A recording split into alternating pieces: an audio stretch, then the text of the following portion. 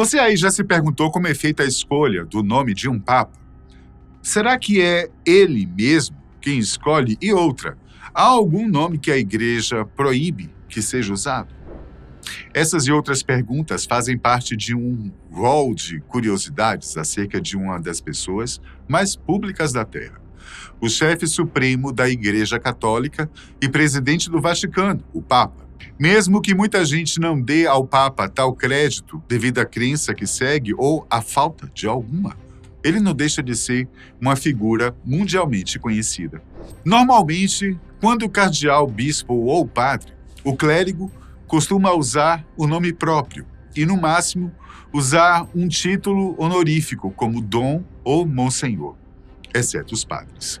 Já freiras, freis e monges podem adotar nomes religiosos ou devocionais ao ingressar na ordem, como, por exemplo, Frei Leão de São Francisco, Irmã Maria do Sagrado Coração e assim por diante.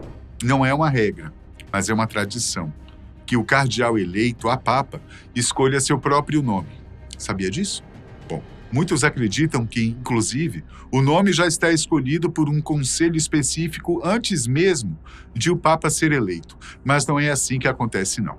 A escolha, por mais prévia que tenha sido, foi feita pelo próprio cardeal. Claro, candidato ao cargo mais importante da Igreja Católica. E no que será que eles se baseiam para escolher seus nomes?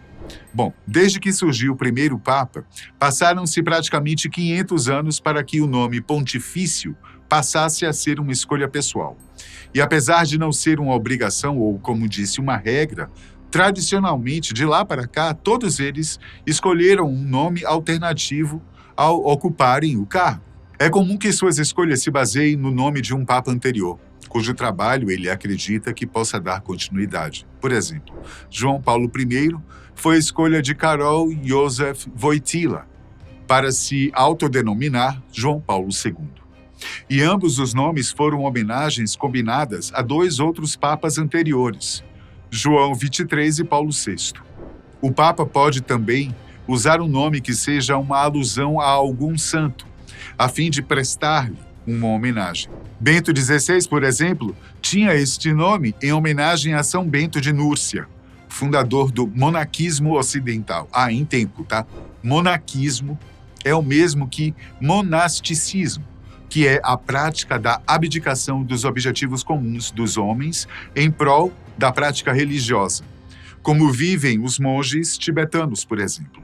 Jorge Mário Bergoglio, o Papa Francisco, que faleceu recentemente, usou seu nome em alusão a São Francisco de Assis, mas por seu significado, a sua simbologia de amor e caridade. E Francisco tem uma outra característica curiosa. Em mais de 2000 anos de existência do cristianismo, ele foi o único a usar esse nome. Não houve outros Franciscos na história do papado. Já o cardeal Robert Francis Prevost, eleito agora em maio de 2025, o novo chefe da Igreja Católica, escolheu ser Leão XIV, talvez por uma alusão aos papas Leão I, o Grande, e Leão XIII, considerados doutrinadores por excelência em seus tempos de papado, quando o mundo enfrentava problemas tão sérios ou mais sérios do que hoje, já que estamos falando dos séculos V e final do XIX, respectivamente. Os nomes mais frequentes são João, usado 21 vezes, sendo João XXIII o último, Bento, usado por 16 papas, sendo Bento XVI o último, Gregório, usado 16 vezes, Clemente, usado 14 vezes, Inocêncio, 13, e Leão, usado 14 vezes, sendo Leão XIV o atual. Bom, agora eu acredito que a sua mente deve ter bugado, né, não? Eu falei que João foi usado 21 vezes, mas o último João usou o número 23. Não pegou, né? Pois é. O fato é que não houve nem João 16, nem João 20. Vamos saber o porquê. Ao observar a sucessão dos papas na história da Igreja, um fato curioso chama a atenção. Nunca houve um Papa João 20 ou João 16, nem mesmo entre os chamados antipapas. Logicamente, se João 20 tivesse existido, Seu papado teria ocorrido entre João XIX, que foi de 1024 a 1032, e João XXI, que durou de 1276 a 1277. Na verdade, o próprio João XXI deveria ter sido numerado como João XX, o que também teria alterado a numeração dos papas seguintes com esse nome. Portanto, nesse caso, foi uma pequena displicência que interferiu na sequência numérica. Já o caso de João XVI não aparecer na lista de papas é porque ele foi considerado um antipapa em sua época. E o que vem a ser o antipapa? É simples. É uma pessoa do clérigo que reclama o título de papa em oposição a um papa legitimamente eleito, ou durante algum período em que o título estava vago. No entanto, o antipapa não é necessariamente sinal de doutrina contrária à fé ensinada pela Igreja. No passado, antipapas eram geralmente apoiados por uma fração significativa de cardeais e reinos. O próprio João XVI, por exemplo, era um papa opositor ao Papa Gregório V, oficialmente reconhecido nos anos de 996 a 999. Ele era apoiado principalmente pelo imperador bizantino Basílio II, mas ele nunca foi reconhecido pela Igreja. Agora, a respeito dos nomes que não são escolhidos. Tem algum motivo para isso? Na verdade, como foi dito lá no início do vídeo, a nomeação dos papas, feita pelos próprios eleitos, nunca foi uma regra, mas sim uma tradição. Da mesma forma, não há regras específicas que digam que este ou aquele nome é proibido por lei. Nada disso. Tudo é uma questão de devoção do cardeal a determinada santidade. Mas por que então nunca houve por exemplo, um Papa Pedro II? Ou mesmo um Papa Jesus?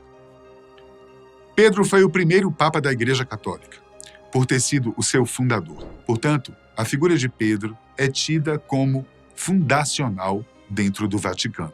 Assumir esse nome poderia ser visto como pretensão de equiparar-se ou substituir São Pedro, o que seria considerado arrogante ou impróprio. Não existe uma proibição formal. Qualquer novo papa poderia assumi-lo. Contudo, há uma fortíssima tradição eclesiástica em evitar esse nome, como forma de humildade e reverência. Como Pedro se tornou uma essência nas bases da Igreja, cada papa já é, por convenção, um sucessor de Pedro. E usar esse nome, mesmo que numericamente sequencial, como Pedro II, seria uma declaração teológica e simbolicamente poderosa, e provavelmente bastante controversa. E só por curiosidade, um profeta medieval chamado São Malaquias, em suas profecias sobre os papas, mencionou um futuro Pedro romano como o último papa antes do fim dos tempos. Embora a Igreja não aceite essa profecia oficialmente, ela alimentou temores e superstições sobre o uso do nome Pedro. Evidentemente que nomes estranhos aos preceitos religiosos, considerados hereges ou originários de outras religiões, também jamais foram ou seriam utilizados pelos papas eleitos. E isso é uma questão tanto ideológica quanto lógica. Imagina só, um Papa Zeus I, um Papa Shiva II, ou um Papa Beethoven. Bom, simplesmente não haveria qualquer vínculo com a religião católica. Agora, você sabe por que a Igreja Católica nunca elegeu uma mulher como Papa? Que no caso seria uma papisa. De acordo com sua doutrina e tradição, o sacerdócio ministerial está reservado exclusivamente aos homens. Essa regra se baseia na escolha de Jesus, que, segundo os evangelhos, chamou apenas homens para compor o grupo de 12 apóstolos, e a Igreja entende que essa decisão tem valor normativo e permanente. O Papa é bispo de Roma, e para ser bispo é preciso ser padre ordenado. A ordenação sacerdotal, conforme a teologia católica, só pode ser conferida a homens, pois o sacerdote age in persona Christi, ou seja, na pessoa de Cristo, que era homem. Essa posição foi reafirmada por João Paulo II na Carta Apostólica Ordinatio Sacerdotalis, de 1994, na qual ele declarou que a Igreja não tem autoridade para conferir a ordenação sacerdotal a mulheres. Mas você já ouviu falar na lenda da Papisa Joana? A Papisa Joana seria uma mulher que, disfarçada de homem, teria sido eleita para em algum momento entre os séculos 9 e 11.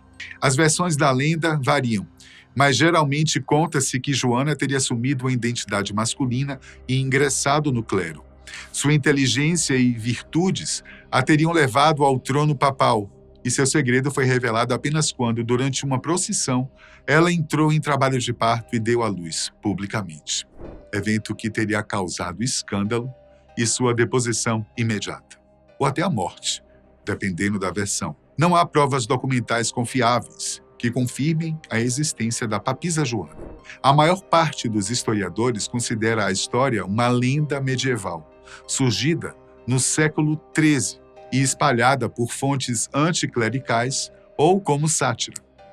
Provavelmente o mito surgiu como crítica à corrupção ou decadência da igreja medieval, ou mesmo como advertência contra a presença feminina em espaços de poder eclesiástico. E então, você conhecia a história da Papisa Joana? Será que é real, gente? E os nomes dos papas? Sabia que eles mesmos escolhem para si? Deixa aí nos comentários e até a próxima.